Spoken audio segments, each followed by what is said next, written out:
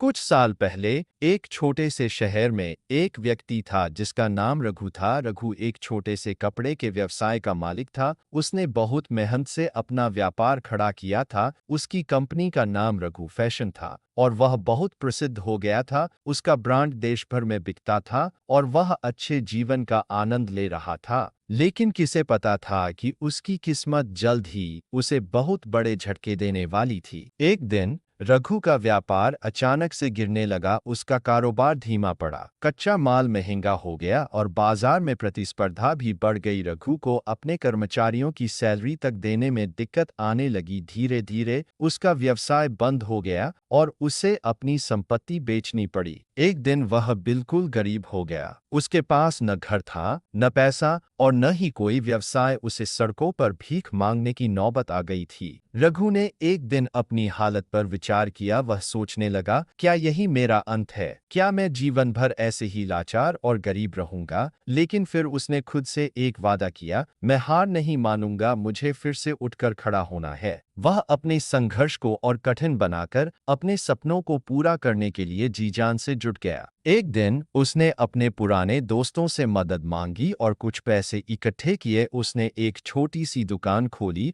और फिर से कपड़ों का व्यापार शुरू किया। वह दिन रात मेहनत करता, अपने पुराने अनुभवों से सीखता और नई रणनीतियां अपनाता।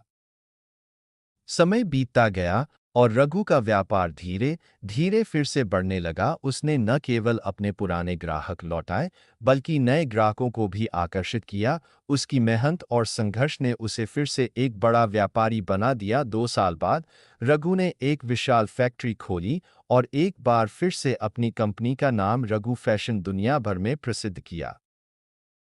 अब रघु का नाम न केवल उसके शहर में बल्कि पूरे देश में प्रसिद्ध था। वह एक बार फिर से एक बड़े कपड़े के व्यवसाय का मालिक था। उसकी सफलता का राज उसकी मेहनत, संघर्ष और कभी न हार मानने की ताकत थी।